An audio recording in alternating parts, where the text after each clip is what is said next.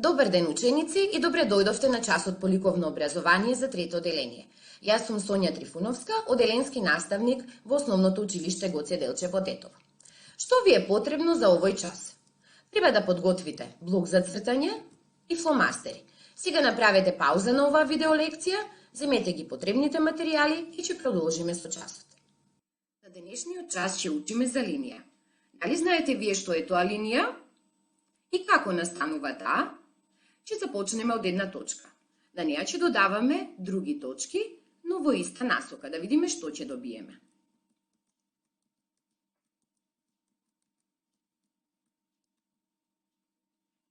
Што добивме сега? Токму така, ова е линија. А каква линија е ова? Се разбира, ученици, ова е права линија. Сега да го разгледаме и вториот пример.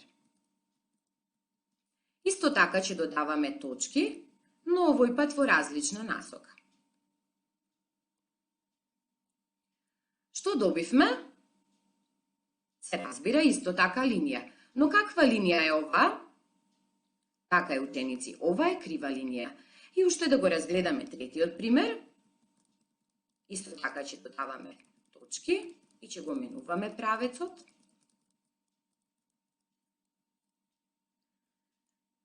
Се разбира дека и овој пат добивме линија, но каква е таа? Така е, оваа линија е кружна. До каков заклучок можеме да дојдеме од овие три примери? Како настанува линијата? Што мислите вие? Токму така. Линија добиваме кога надоврзуваме бесконечно многу точки и оставаме трага на подлогата на која цртаме или пишуваме. Денешниот час има наслов Цртање видови линии. Што ќе научиме на овој час?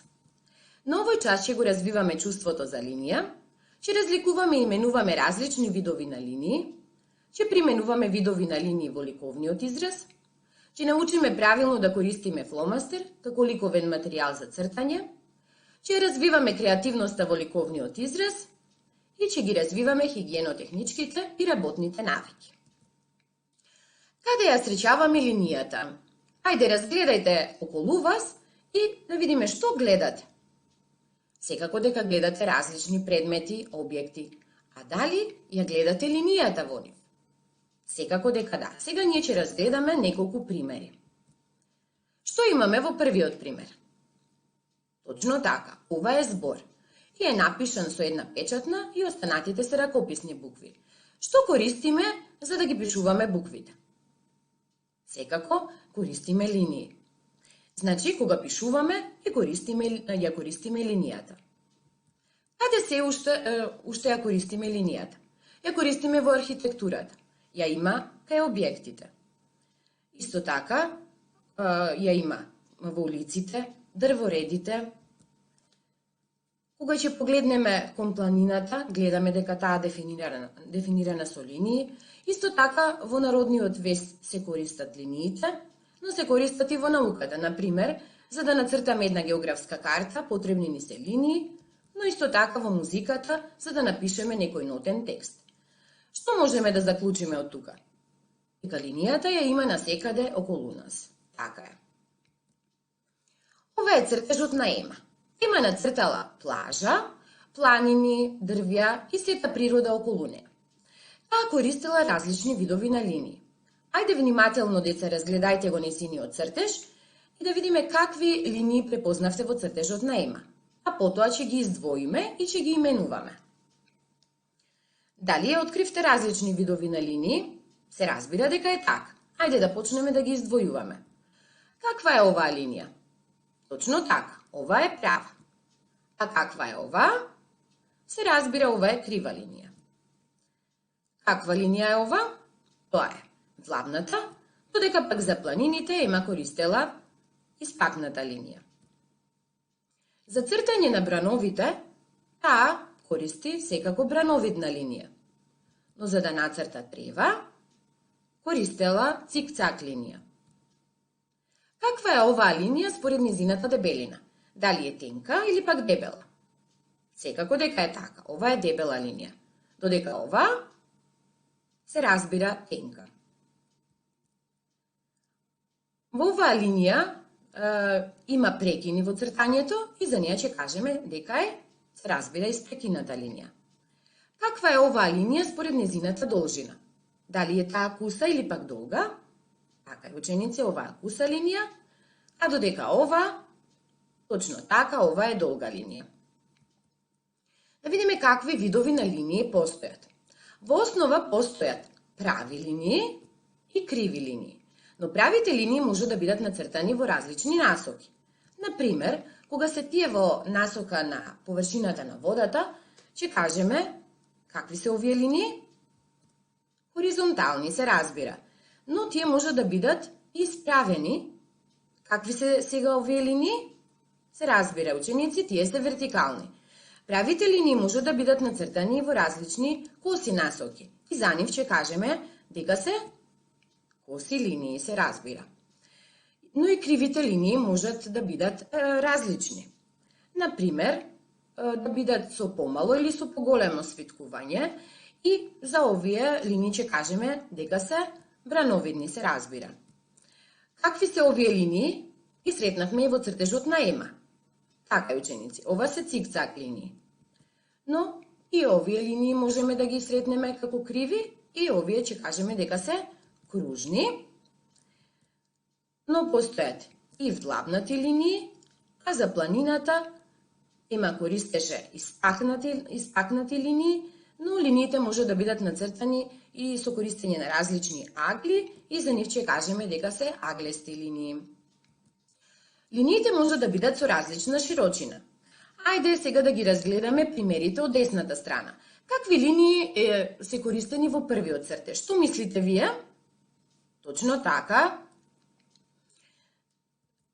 Бидејќи линиите може да бидат според широчината тенки и дебели, според широчината во првиот цртеж се користени тенки линии, точно така. А какви линии се користени во вториот цртеж? Точно така, тука имаме дебели линии, во третиот цртеж, така, исто така дебели линии и во последниот цртеж, какви линии се користени? Секако дека тенки. Но линиите може да бидат и со различна должина. Како се тие поделени? Се разбира на куси линии и долги линии. Ќе ги разгледаме исто така примерите од десната страна. Ајде да видиме сината линија каква е, со каква должина. Точно така, таа ќе кажеме дека е куса линија, а за портокаловата, така е, таа е долга линија. Каква е зелената линија? Се разбира, куса, додека црвената, таа е долга линија. Сега ќе ги разгледаме и цртежите. Што има нацртано на првиот цртеж? Така е, тука имаме нацртано гулаби, а какви линии се користени? Се разбира, имаме тука долги линии. Додека во вториот цртеж, какви линии се користени? Секако дека тие се куси линии. Сега ќе играме една игра која се вика каква линија сум јас. Ема и Лука имаат нацртано неколку линии на нивната табла. Сега ќе го разгледаме првиот ред од горе, а потоа вториот ред. Ќе започнеме со виолетовата линија.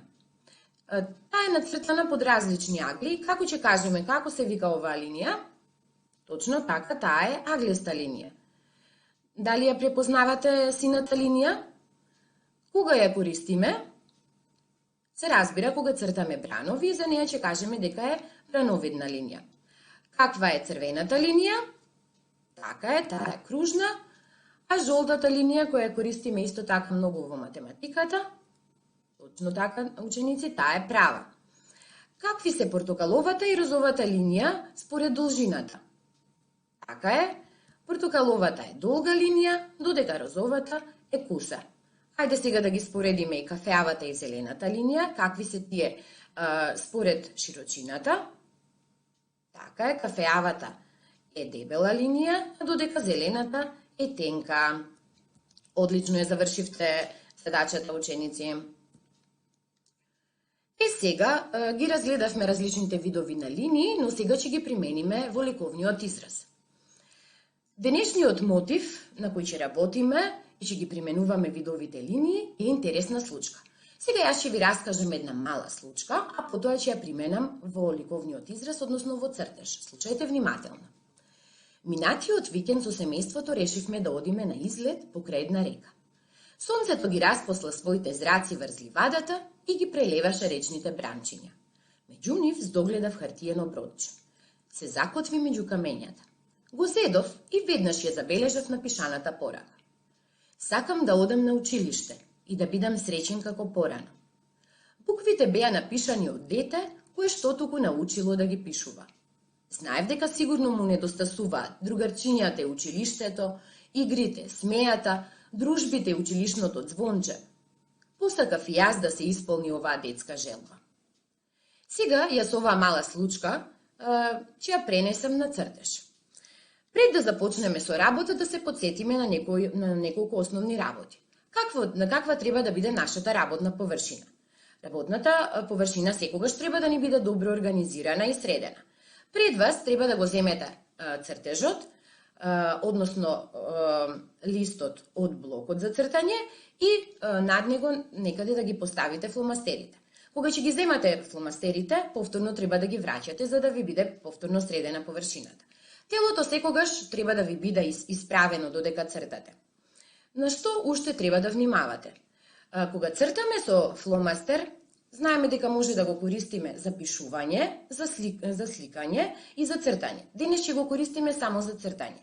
И секогаш ќе внимавате да имате чиста линија да добиете и затоа не треба да ги повторувате по два пати линиите со фломастерот.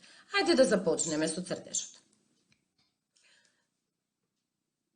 Сега ќе го изведам листот од блок и внимателно ќе погледам која е мазната страна на листот, бидејќи со фломастер се црта од мазната страна.